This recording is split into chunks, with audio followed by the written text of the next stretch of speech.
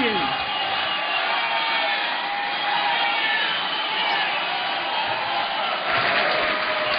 Great to see everybody. Great to see you. I'm glad to see the revolution is continuing. Well, we have first seen some of the results of the revolution a few years ago, and that was last year's election. I understand we had a few new members sent to Congress, and we have you to thank you for. But I do want to take a moment to take a little special privilege and say we also had a new senator from Kentucky, and we like that too.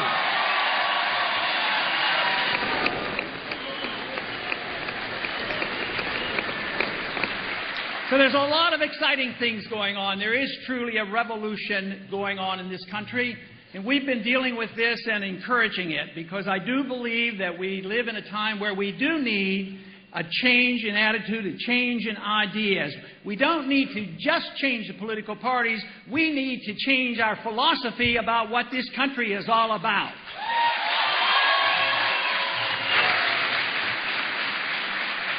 You know, this past week we had a pretty good victory for the freedom movement. We had a vote come up all of a sudden under suspension, and it had to do with the Patriot Act. And the Patriot Act we know has nothing to do with patriotism. They always name it opposite of what it is. The Patriot Act is literally the destruction of the Fourth Amendment. That's what it's all about.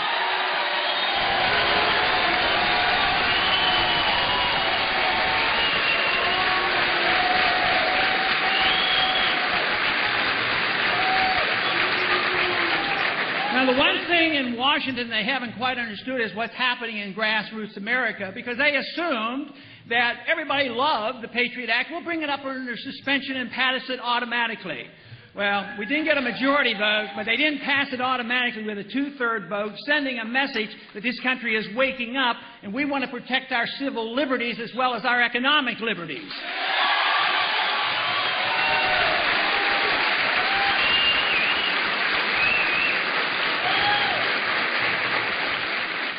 This week I was scheduled to be on a financial program. I've been on a few of those lately, talking about things like the Federal Reserve and a few other things.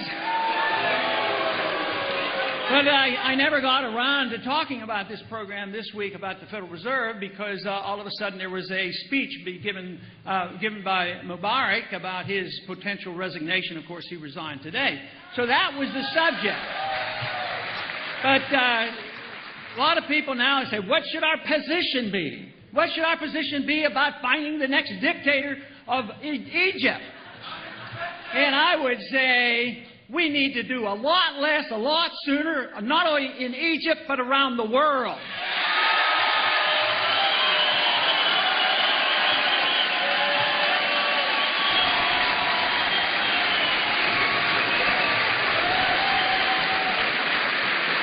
You know, some people want to argue with us about that and say we have a moral responsibility to spread our goodness around the world, and it's our obligation to do this.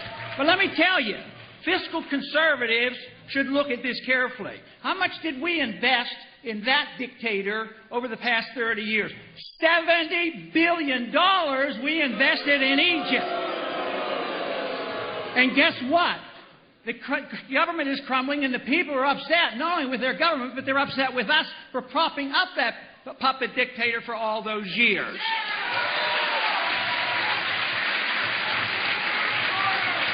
Now, to add insult to injury, where do you think the money went? To Swiss bank account. That family, the Mubarak family, has $40, $50, $60 billion, nobody knows, stashed away in other countries, other areas, of your money, and that is true. Now, you know, it used to be that conservatives were against foreign aid. I'm still against foreign aid for everybody.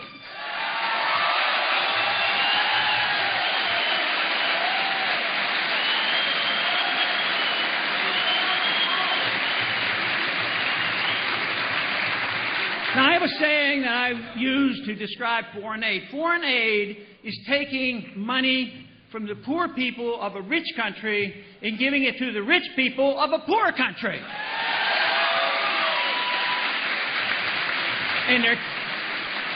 And there can't be a better example of that than what we did with Egypt. We took money from you, made people poorer. It contributed to our debt, billions and billions of dollars, and all we get is chaos from it and instability. There's nothing wrong with what the founders talked about. They talked about having friendships and trading, getting along with people, and staying out of the entangling alliance in the internal affairs of foreign nations when it's none of our business.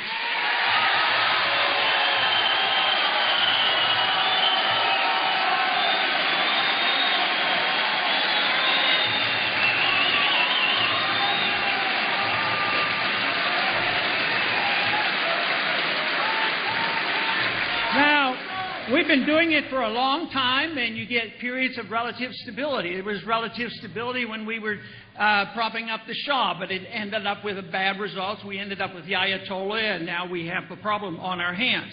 But all the Middle East is unstable because of this. Now it's Tunisia, now next it's Egypt, and it's going to keep going because all the problems are there because the people don't like us propping up their dictators no more than we would like it if a foreign country came in here and propped up a dictator in our country.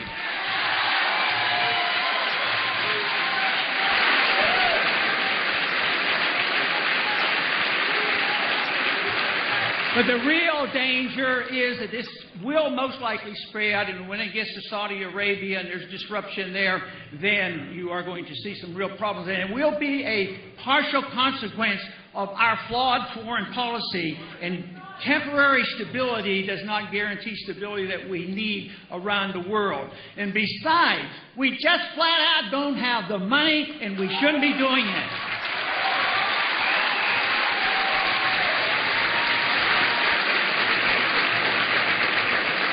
Just remember, the Soviet system did not collapse because we had to fight them. They collapsed for economic reasons. Guess where their final plunge was on their empire? Afghanistan.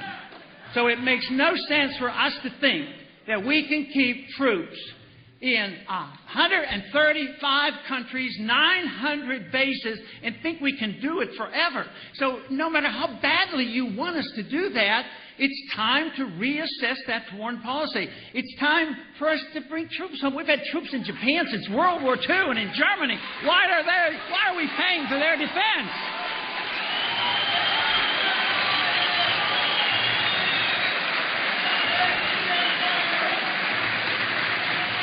Now, you know, there's been a lot of talk about the budget deficit, and that's something that I was concerned about, you know, just a few years back, like 1976.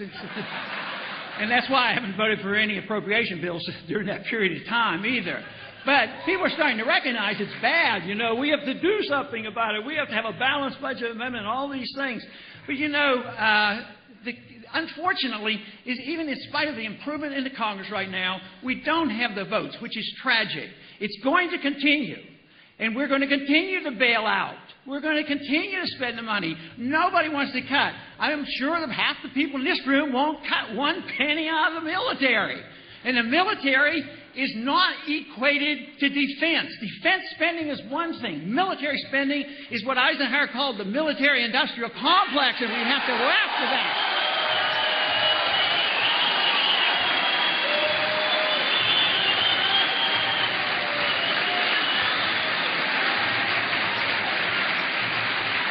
But let's say government, as you all, I am sure, would agree, is out of control, and it's very hard for us to get a handle on it. So let's say we even theoretically, and a miracle happened, and we balance the budget where we are today. It would be still a disaster because we're spending too much money. But it wouldn't change a whole lot. When a crisis comes, guess what happens? Guess who does the bailing out? The Federal Reserve used $4 billion to pass out without congressional approval, and most people say, oh, well, that's the Federal Reserve's job to do that. No, it is our job to check up and find what the Federal Reserve has done, audit them, and find out who their buddies are that they're taking care of.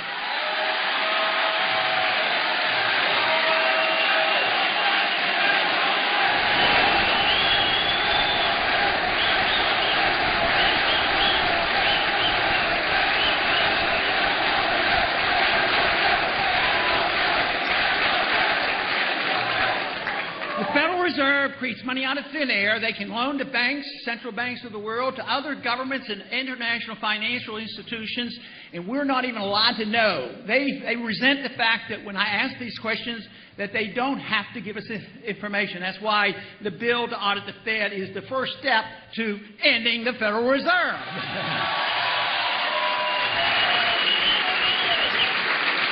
But the Federal Reserve will end itself because they will destroy the dollar. Since the Fed came into existence since 1913, they've eliminated 98% of the value of the 1913 dollar, and it's continual erosion.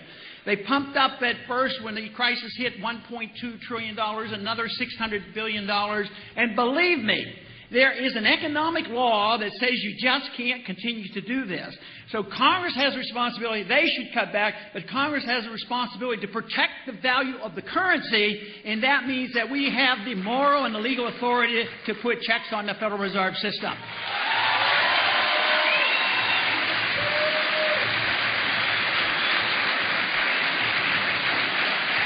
You know, there's been a lot of talk about bipartisanship after the election. We need bipartisanship. And, you know, in some ways that might be true, but I'll tell you what I think about it. I think and I believe that we've had way too much bipartisanship for about 60 years.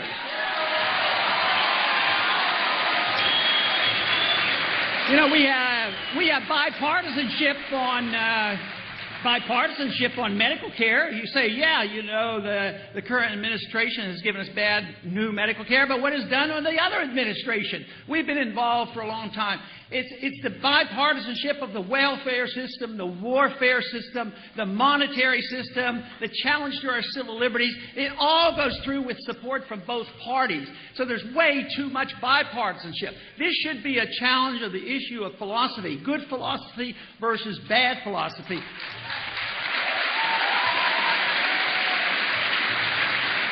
And when you can agree on something, you should make coalitions with whomever will agree with you and come together. But I'd like to see some bipartisanship, though. What I would like to see is take those big government conservatives who love to spend money and never cut their efforts and their spending, and get the big government liberals where they want to spend and never want to cut, and let them get together and say, you know, it's time, you know, this deficit is good. Let's have a little bit of bipartisanship and cut both.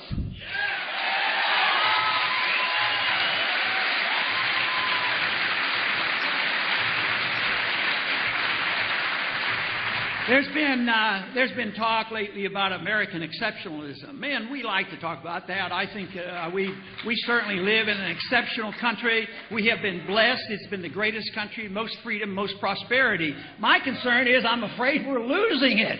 I'm afraid we've given up on our devotion to liberty. That's where our problem is.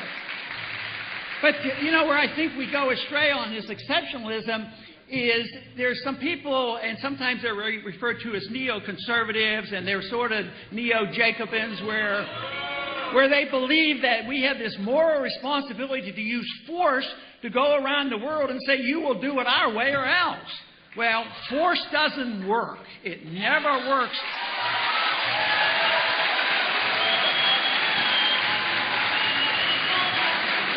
The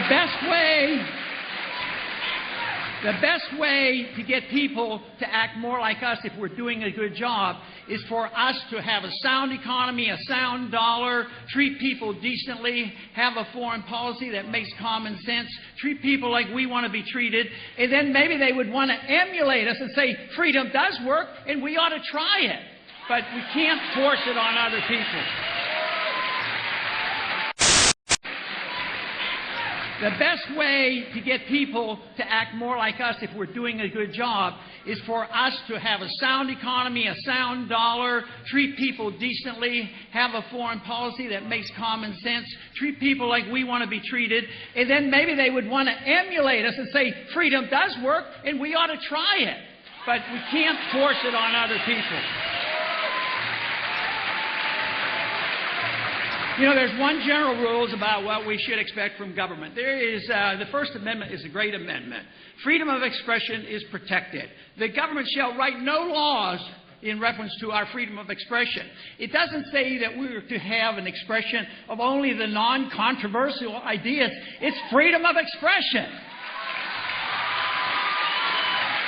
Now, most people are pretty good on the First Amendment, but where they slip up is they say the government should write no laws about the freedom of activity. So they want to talk, the liberals want to talk about how to regulate your economic activity and how you spend your money, and others want to regulate your personal lifestyle. But government should not be regulating us, and we should adapt one other principle for that to work. We should all swear off the use of violence against our neighbors, our friends, or our other countries.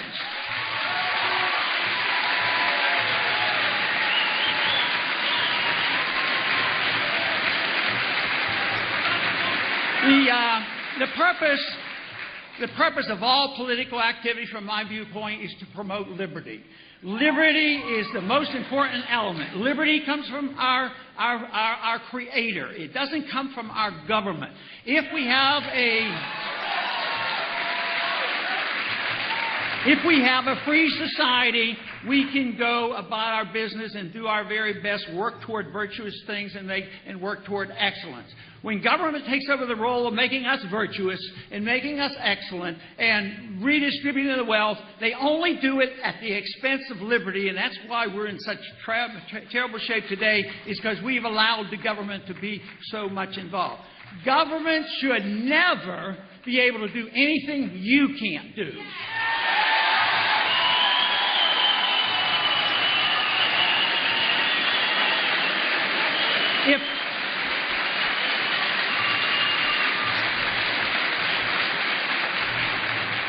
If you can't steal from your neighbor, you can't send the government to your neighbor to steal for you. There should be no redistribution of wealth.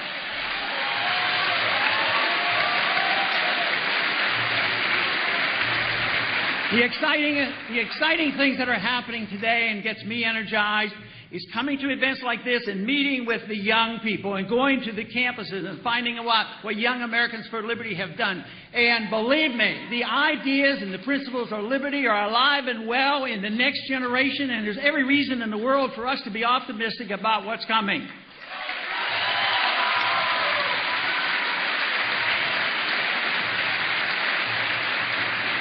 I would like to make one suggestion before I close, that just to think about, because it's not a perfect solution, but especially the young people. What if I had the authority to do it, what if I could offer you and say, look, we're not doing such a good job in government these days. We make promises and we don't know about the future.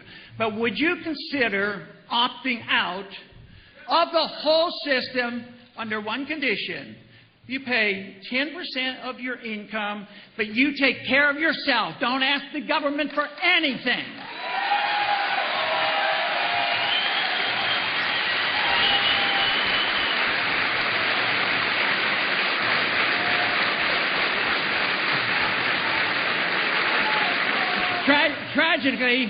Tragically, you're probably going to have the opportunity, because government is in the process of failing, and they can't deliver on the goods, just as the Soviets couldn't deliver the goods and maintain their own power. We will have those same problems domestically, and we face serious economic problems as this dollar crisis evolves.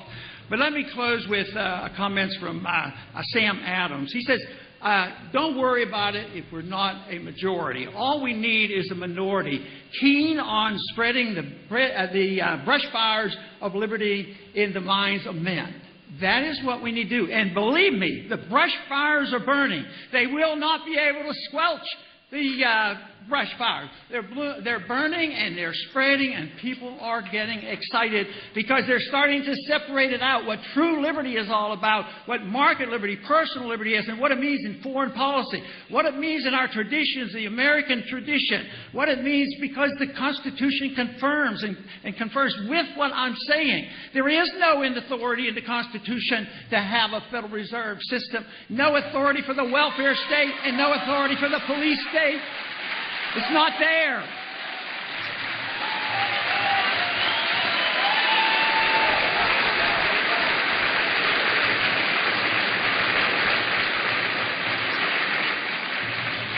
So we we should all assume personal responsibility for promoting the ideals of liberty.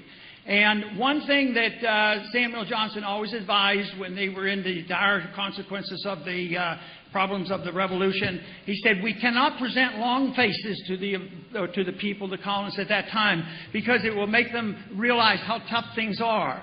So we should not have long faces. We do not know exactly what tomorrow will bring, but I do know that the effort is worthwhile, and I do know that you can have a lot of fun defending liberty, and believe me, if you understand liberty and realize it's the only humanitarian system that existed ever on mankind, I tell you what, if you learn about it, study it, promote free market economics, and fight for this, I can guarantee you, you will sleep better at night, you will enjoy your life, and you will feel like you're doing something worthwhile.